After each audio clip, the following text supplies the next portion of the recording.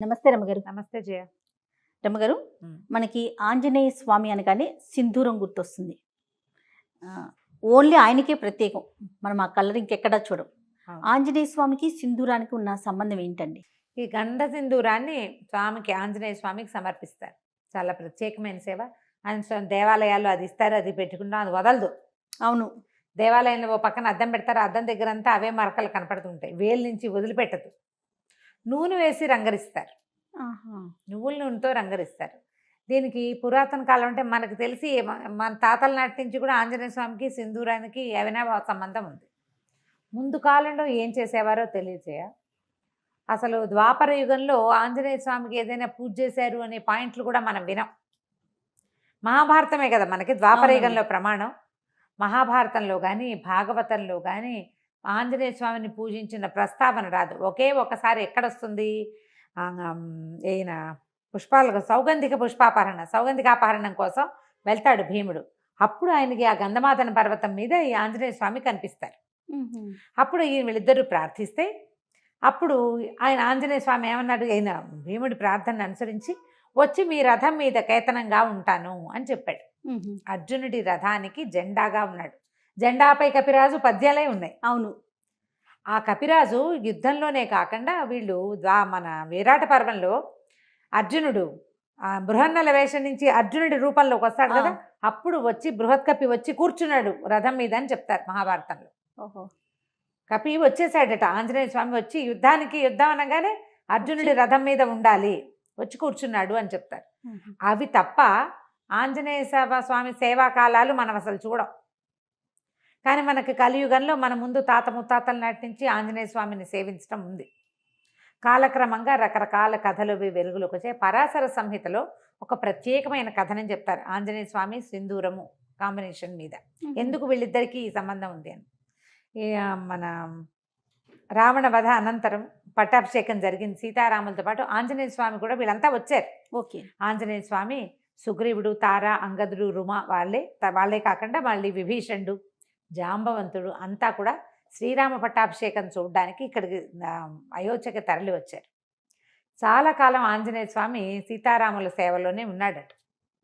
అయితే ఒకనాడు ఆయన వచ్చేసరికల్లా సీతాదేవి సింధూరం పెట్టుకుంటుంది, బొట్టు పెట్టుకుంటుంది. అప్పుడు పాపిట్లో బొట్టు, సీమంతంలో బొట్టు పెట్టుకోవటం మన విధానం కదా. అంటే ఇప్పుడు మనం రామాయణ కథ అంతా నార్త్ ఇండియా కథగా మనం చెప్పుకుంటాం. వాళ్ళకి పాపిట సింధూరం చాలా ముఖ్యం ఆ ప్రాంతం వారికి. బొట్టు పెట్టుకుంటుంటే ఈయన అడిగాడు, అమ్మా ఈ సింధూరం ఎందుకు పెట్టుకుంటున్నావు నువ్వు అని అడిగితే సీతాదేవి చెప్పిందట, రాముడు అత్యంత ప్రీతిపాత్రుడుగా ఉంటాడు. ఈ బొట్టే రాముని యొక్క ప్రీతి, ఆయనకి ఇష్టం. రాముడు ఎక్కువ కాలం, చాలా కాలం చల్లగా ఉండటానికి ఈ బొట్టు పెట్టుకుంటేనే ఆయనకి మంచిది. రాముని ప్రేమ, దానికి కారణం ఈ బొట్టు అని చెప్పింది. ఈయన ఆలోచించుకున్నాడు, ఈవిడ ఒక్క చిటికడి బొట్టు పెట్టుకుంటేనే ఈవిడ తప్పిపోతే రాముడు ఎంత దుఃఖపడ్డాడు. ధీరోదాత్తుడైన వాడు, మామూలు వాడు కాదు, మహావీరుడు. ప్రపంచంలో ఉన్న వీరులందరినీ తోసిరాజరగలిగిన వాడు. ఆమె లేకపోతే ఎంత దుఃఖపడ్డాడు. అంత ప్రీతి, చిటికడి బొట్టుతోటి అంత ప్రీతి వచ్చింది, అంత ప్రేమ భార్య అంటే. అందుకని ఆ సింధూరాన్ని తను కూడా పెట్టుకోవాలనుకున్నట్ట ఆంజనేయ స్వామి. రాముని ప్రేమ దాన్ని గెలవటం, రాముడు ఎంతో కాలం చల్లగా ఉండటం కోసం రెండు చెప్పింది కదా. అవును, ఆయన ఎప్పటికీ గెలుపొందుతూనే ఉండాలి రాముడు అంటే, మనం కూడా పెట్టుకోవాలనుకున్నాడు. పెట్టుకోవాలనుకుని ఈయన ఏం చేశాడు, సరే అట్లా వెళ్ళి సింధూరాన్ని తెచ్చుకున్నాడు. ఈయనకి కపి కదా, ముఖమంతా వెంట్రుకలు ఉంటాయి. సీతాదేవి పెట్టుకున్నట్టుగానే పాపిటి పెట్టుకోవడానికి ప్రయత్నం చేశాడు, కుదరలా. ఇదంతా హెయిర్ ఉంటుంది, కుదరలేదు. సరే ఏమనుకున్నాడు, ఎట్లా రాలిపోతుంది ఇది, ఆవిడ పెట్టుకుంటే ఉందే, నేను పెట్టుకుంటే ఎందుకు లేదు, రాలకుండా ఉండాలంటే ఏం చేయాలని నువ్వుల నూనె కలిపాడట. అందులో కలిపిన తర్వాత ముఖం మీద పెట్టుకున్నాడు, నుదుటి మీద పెట్టుకున్నాక ఆయనకు అనిపించింది, ఒక్క చిటికెడు ధరిస్తేనే సీతాదేవి అంటే ఆయనకు పంచప్రాణాలు కదా, శరీరం అంతా ధరిస్తే రాముడికి ఇంకా ప్రీతిపాత్రుడిని అవుతాను నేను అనిపించింది. మొత్తం సింధూరాన్ని ఒళ్ళంతా అలదుకున్నాడట. ఆ స్వరూపంతో రాముడికి కనపడడానికి సభాస్థలికి వెళ్ళేసరికల్లా అందరూ నవ్వారు చూస్తే. వాళ్ళంతా సభలో ఎంతమంది ఉన్నారు, అయోధ్యాపుర వాసులంతా ఉంటారు, ఇంకా సామంతులు వాళ్ళు వీళ్ళు చాలా మంది ఉన్నారు, ఈయన సంబంధించిన వాళ్ళు కూడా ఆంజనేయుడికి సంబంధించిన జనం కూడా చాలామంది ఉన్నారు. ఏమిటి వేషం హనుమ అని రాముల వారు అడిగితే అప్పుడు ఏం చెప్పాడంటే, చిటికెడు సింధూరం సీతాదేవి ధరిస్తేనే ఆమె నీకు అత్యంత ప్రీతిపాత్రాలైంది కదా, అందుకని నీ ప్రీతిని పొందడానికి నేను ఈ సింధూరం పట్టించుకున్నాను స్వామి అని చెప్పాడు. ఆ మాటకి చాలా సంతోషించాడట శ్రీరాముడు. ఎవరైతే ఆంజనేయుడికి సింధూరం పెడతాడో వాడు నాకు అత్యంత ప్రీతిపాత్రుడు. ఏ ఇంట్లో ఆంజనేయుడికి సింధూరాన్ని ఇస్తారో వాళ్ళ ఇంట్లో నేను ఉంటాను. రాముడు మనతోటి ఉంటే ఏమిటి తక్కువేమి మనకు, రాముడు ఒక్కడుండు వరకు అన్నారు త్యాగరాజు. ఆయన ఉంటే ఏమీ తక్కువ లేదు, అన్నీ ఉన్నట్టే, సర్వం ఉన్నట్టే, భగవంతుడు మనతోటి ఉండటం. దాంతో అప్పటి నుంచి ఆంజనేయ స్వామికి సింధూరం ఇవ్వటం ఒక పద్ధతిగా మారింది. ఆయనకి సింధూరం ఎక్కించటం అనేది ఒక సేవ ఉంటుంది. మంగళవారాలు కొన్ని దేవాలయాల్లో స్వామికి సింధూరం మొత్తం పట్టిస్తారు. ఏవైనా ఆర్థిక సమస్యల్లో ఉన్నవాళ్ళు ఒక తెలియని కారణాలతోటి ఇబ్బంది పడతారు. అంతా వ్యాపారం నడుస్తుంటుంది, ఏవో ఇబ్బందులు వస్తాయి, పిల్లలు పెళ్ళిళ్ళు కుదురుతాయి, ఏవో ప్రాబ్లమ్స్ వస్తాయి, అన్నీ బాగానే ఉంటుంది, ఏమిటో ఇబ్బంది, తెలియని కారణాలు ఉంటాయి వాటికి. అవి తీరటానికి సింధూరం ఎక్కించాలంటారు. అవి ఎక్కించడానికి ఏం చేస్తారంటే ఒట్టిగా పొడి సింధూరం కాకుండా దాంట్లో నువ్వుల నూనె కలుపుతారు. నూనె కలిపిన సింధూరం ఇంకా వదిలిపెట్టదు, అందుకే అది జిగురు. అవునవును, జిగురుగా ఉంటుంది కదా.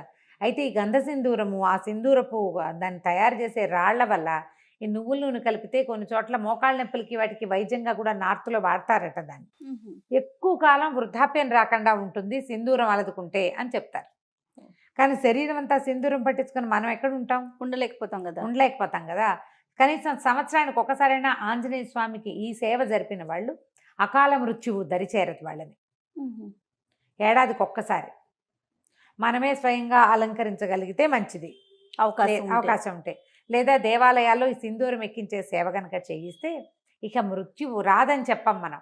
అకాల మృత్యువు 50కి 30కి 40కి ఇంకా బాధ్యతలు ఉండగా అమ్మా నాన్న బతికుండగానే పిల్లలు మరణించడం, అలాంటివి 95 ఏళ్ళ అమ్మా నాన్నలు ఉంటే 70 కూడా రాని కుమారులు మరణించడం, 60లో కుమారులు 90లో అమ్మా నాన్న, పెద్దవాళ్ళిద్దరు ముదివగ్గులు వాళ్ళు బతికి జీవించే ఉంటారు పాపం. ఈ 60 ఏళ్ళు వచ్చిన వాళ్ళు యంగ్గా యాక్టివ్గా ఉన్న వాళ్ళు చిటుక్కుని వెళ్ళిపోతారు. ఈ కష్టం రాకుండా ఉంటుంది. ఆంజనేయుడికి సింధూర సేవ అంత మంచిది. వీళ్ళతోటి రాముడు ఉంటాడు. మామూలుగా మనం ఏం చెప్తాం, సహస్రనామాలకు తుల్యమైంది రామనామం. అదే కదా, శ్రీరామ రామ రామేతి రమే రామే మనోరమే సహస్రనామ తత్తుల్యం రామనామ వరానని. ఒక్క రాముడు అనే నామమే 1000 నామాలకి సరిపోతుంది. ఇంతకీ ఈ 1000 నామాలు ఏమిటి? 1000 రామనామాలు కాదు, 1000 వేరువేరు నామాలు. విష్ణువు యొక్క అనంత శక్తిమయాలైన 1000 పేర్లకి ఒక్క రాముడు అనే పేరు కరెక్ట్ మ్యాచింగ్, దానికి తుల్యమైనది. అలాంటి రాముడు మన పక్కన ఉంటాడు. అందుకని ఆంజనేయ స్వామికి ఈ సింధూరం ఎక్కించడం ఒక పద్ధతిగా మారింది. మనం ఇటీవల కాలం మనకు దగ్గరలో కూడా ఆంజనేయ స్వామికి ఏముంది, ఆయన ప్రతి వీధికి సందుకి దేవాలయాలు ఉంటాయి. అవును, ఫలానా చోటే సింధూరం ఎక్కించాలి అని పెట్టుకోకుండా ఎక్కడ కుదిరితే అక్కడ తమలపాకులతో సేవ చేయించడం. తమలపాకులు ఆకుపూజ చేస్తారు కదా, ఆయన ప్రీతి. తర్వాత ఈ సింధూర సేవ ఇది కనుక చేయిస్తే చాలా విశేషమైన ఫలితం లభిస్తుంది. తప్పకుండా. నమస్తే. నమస్తే.